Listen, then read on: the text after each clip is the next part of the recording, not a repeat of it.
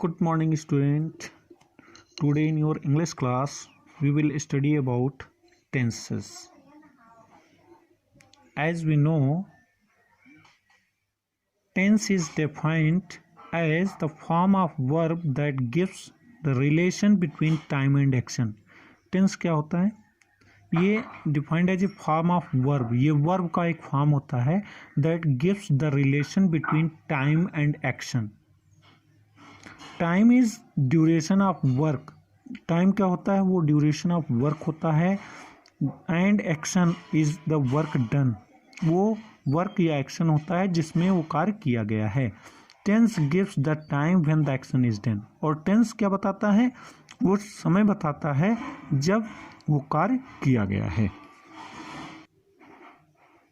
If we consider about the classification of tenses, then we can get there are three types of tenses: present, past and future, and each tense is further divided into four forms.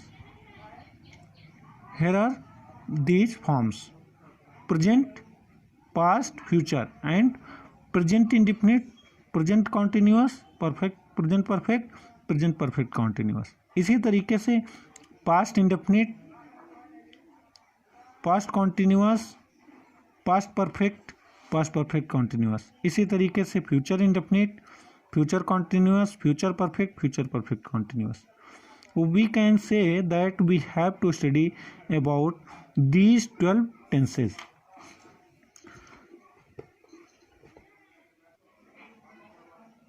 As there are many types of sentences, but in translation mainly we have to study about three types of sentences in translation, that is affirmative, negative and interrogative. Interrogative is also divided into two parts: yes no type and ws type. So the first tense is here. The rule: affirmative sentence of present indefinite will be made by. किस तरीके से हम बनाएंगे ये ध्यान दीजिए. हम सबसे पहले ये अगर सिंगुलर सब्जेक्ट है तो हम क्या करेंगे? वर्ब की फर्स्ट फॉर्म लिखेंगे और उसके बाद SR ES उसमें इंक्लूड कर देंगे. और अगर प्लूरल सब्जेक्ट है तो फर्स्ट फॉर्म प्लस ऑब्जेक्ट लिखेंगे. जैसे यहाँ पर देखें, they play cricket in the ground. ठीक, तो वे ग्राउंड पर क्रिकेट खेलते हैं. She कुक्स food in the evening. वो शाम में खाना बनाती है. सेकंड, अगर निगेटिव पे बात करते हैं तो सिंगुलर में डू या डज लगाते हैं. सिंगुलर में डज लगाते हैं और प्लूरल में डू लगाते हैं. तो डज नॉट और डू नॉट, वर्ब की फर्स्ट फॉर्म और ऑब्जेक्ट. जैसे Reena does not watch television और वी डू नॉट स्मोक. तो इसी तरीके से अगर इंट्रोगेटिव सेंटेंस बनाते हैं तो डू या डज हम लिखते हैं. ओके, और सब्जेक्ट लिखते हैं, उसके बाद वर्ब की फर्स्ट फॉर्म लिखते हैं, फिर ऑब्जेक्ट लिखते हैं. अगर क्वेश्चन वर्ड है तो उसे लिखते हैं. अगर सिंगुलर है तो डज लिखेंगे, प्लूरल है तो डू लिखेंगे और सब्जेक्ट लिखेंगे वर्ब की फर्स्ट फॉर्म में के साथ ऑब्जेक्ट लिखेंगे. जैसे डू यू प्ले क्रिकेट, क्या आप क्रिकेट खेलते हैं. डज शी वॉश क्लॉथ्स, क्या वह कपड़े धुलती है. तो these are the rules what I have told you in which way you have to change in translation or into sentences. As you know, in Hindi translation we get in the last of the sentence ताती ते. जैसे वह खेलता है तो he plays. Okay, इसी तरीके से हम क्या करेंगे? कुछ रूल्स है यहाँ पर जो बताए गए हैं क्या करने के लिए. To express habitual action, habit और कस्टम. हम प्रेजेंट इंडेफिनिट का प्रयोग कहाँ करते हैं? हैबिचुअल एक्शन या हैबिट को शो करने के लिए. जैसे I watch television on Sunday, ये हैबिट यहाँ बताई जा रही. To talk about the general और यूनिवर्सल ट्रूथ, यूनिवर्सल ट्रूथ के लिए जैसे earth revolves around the sun rises in the east.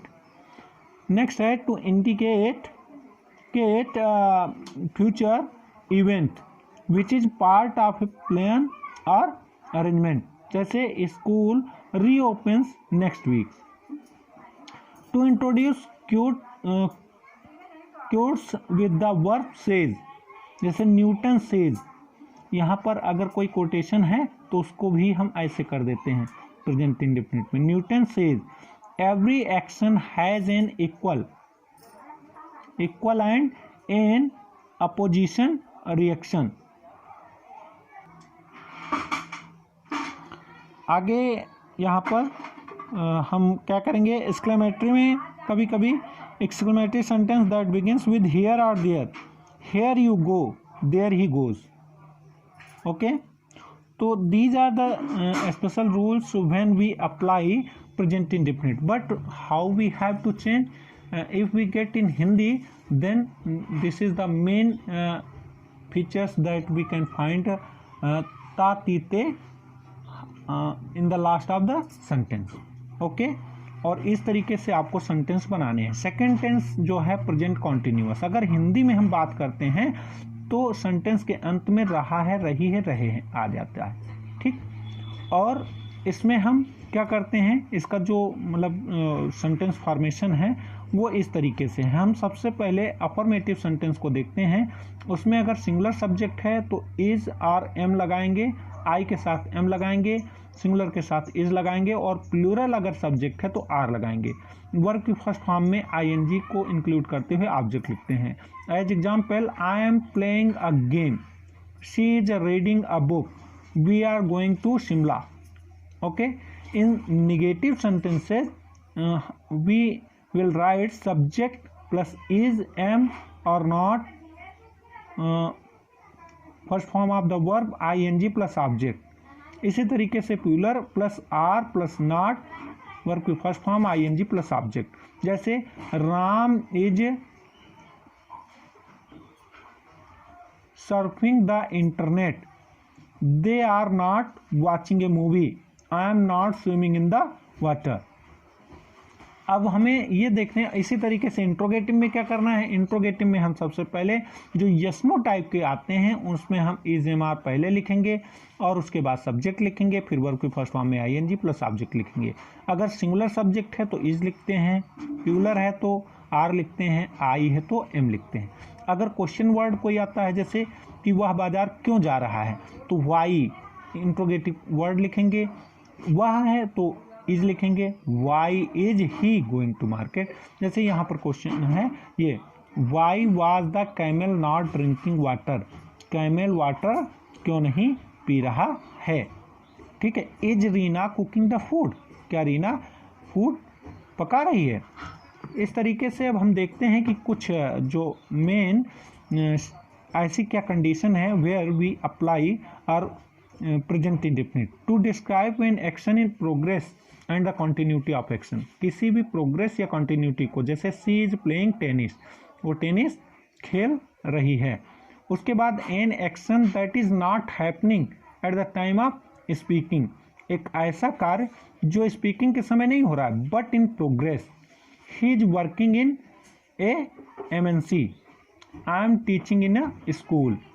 Okay, an action that has been pre arranged took place in the near future, the wedding is going to take place on Sunday. एक ऐसा कार्य जो कहीं arrange है और वो future में होगा, जैसे the wedding is going to take place on Sunday, शादी संडे को आयोजित है या होगी. persistent and undesirable habits especially with the adverbs like always, continually, constantly etc. You are always running me down, he is constantly gazing at me. तो इस तरीके से कुछ ऐसे जो मतलब कंडीशन है जहाँ पर हम प्रेजेंट कॉन्टिन्यूअस को अप्लाई करते हैं. अब थर्ड जो है वो है present perfect tense. Present perfect tense में हम सबसे पहले ये ध्यान देंगे कि अगर हिंदी का सेंटेंस है तो उसमें चुका है, चुके हैं, या है, ये है आदि शब्द आते हैं. यहाँ पर काम का पूर्ण होना बताया जाता है. और इसे हम कैसे सेंटेंस में बनाएंगे तो अगर अफर्मेटिव सेंटेंस है तो हम सबसे पहले सब्जेक्ट लिखेंगे, और अगर सिंगुलर है तो हैज लिखेंगे, और अगर प्लूरल है तो हैव लिखेंगे, और हमेशा वर्ब की थर्ड फॉर्म लिखते हैं और उसके बाद ऑब्जेक्ट लिखते हैं। As example, she has gone to market, वह बाजार गई। आई हैव मेट हर, मैं उससे मिला।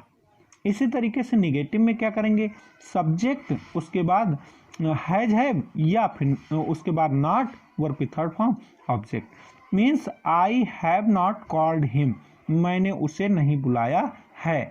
The train has not gone, train अभी नहीं गई है। इसी तरीके से अगर हम इंट्रोगेटिव सेंटेंस बनाते हैं तो अगर यस नो टाइप है जो क्या से शुरू होता है, उसमें हम हैज या हैव पहले लगाएंगे, उसके बाद सब्जेक्ट लगाएंगे, वर्ब की थर्ड फॉर्म प्लस ऑब्जेक्ट। इसी तरीके से question word has have plus subject plus verb की थर्ड फॉर्म और ऑब्जेक्ट। जैसे has she gone to Delhi, क्या हुआ, दिल्ली गई है। Why has the peon not come yet, अभी तक प्यून क्यों नहीं आया है। अब कुछ हम देख लेते हैं कंडीशन कहाँ पर ये हम प्रेजेंट परफेक्ट को लगाते हैं। जैसे to express an action that has recently been completed, जो एक ऐसा एक्शन हो जो अभी पूरा किया गया। सी हैज जस्ट टेकन टी, वो अभी चाय ले चुकी है या पी चुकी है। To describe an action whose time is not given, ऐसे भी कार्य के बताने के लिए जिसका समय ना दिया हो। Have you done MSc in maths, क्या आपने मैथ्स से एमएससी कर लिया है। ठीक। To describe past event whose effect still exist, ऐसे पास्ट में कोई एक्शन हो जिसका असर अभी भी हो, ऐसे को हम प्रेजेंट परफेक्ट में लिखते हैं। जैसे I have finished my homework and now I am free, मैंने अपना होमवर्क पूरा कर लिया है और अब मैं फ्री हूँ। To describe action that started in the past and are continue until now possibly will continue into the future, ऐसी स्थिति में I have already use this brand of soap, यहाँ पर यह डिस्क्राइब किया जा रहा है कि इसे मैं पास्ट में कर रहा था, अभी भी कर रहा हूँ, और मान लीजिए ये कंटिन्यू रहेगा। तो आई have already use this brand of soap. अब नेक्स्ट जो टेंस है वो है आपका प्रेजेंट परफेक्ट कॉन्टिन्यूअस। तो इसको हम किस तरीके से बनाएंगे, इसमें हम ध्यान देते हैं। जैसे सेंटेंस अगर जो होता है वो रहा है, रही है, रहे हैं वाक्य में आता है, लेकिन उसके साथ में समय दिया होता है। जैसे वह सुबह से मैच खेल रहा है, ठीक है, तो यहाँ पर ये प्रेजेंट परफेक्ट का हो गया। इसमें हम क्या करेंगे, सिंगुलर या प्लूरल सब्जेक्ट है, उसके साथ में सिंगुलर के साथ में हैज बीन, प्लूरल के साथ में हैव बीन, और वर्ब की फर्स्ट फॉर्म में आईएनजी लगाते हुए सिंस या फॉर, अगर कोई निश्चित समय है तो सिंस लगाते हैं, अनिश्चित समय है तो फॉर लगाते हैं और ऑब्जेक्ट लिखते हैं। जैसे Arpit has been sleeping since 6 o'clock, Arpit 6 बजे से सो रहा है। They have been running for the 3 hours, वे 3 घंटे से दौड़ रहे हैं। इसमें अब रूल ऑफ निगेटिव में singular subject has not been या have not been, first form में आईएनजी प्लस सिंस फॉर और object. You have not been suffering from fever for 1 week, इस तरीके से। ऐसे ही हम इंट्रोगेटिव में भी बनाते हैं, तो हैज है पहले ले आते हैं, उसके बाद सब्जेक्ट लिखते हैं, फिर बीन लिखते हैं, वर्ब की आईएनजी फॉर्म सिंस फॉर। जिस तरीके से have you been sleeping since 8 o'clock, क्या आप 8 बजे से सो रहे हैं। इसमें कुछ ऐसे कंडीशन है क्या करने के लिए हम शो करते हैं, जैसे to describe an action that begin in the past and is still continue, ऐसे जो पास्ट में शुरू हो एक्शन और आज अभी भी चल रहे हैं। जैसे यहाँ पर एक एग्जाम्पल है कि they have been staying in the village for a long time, it has been raining since last night.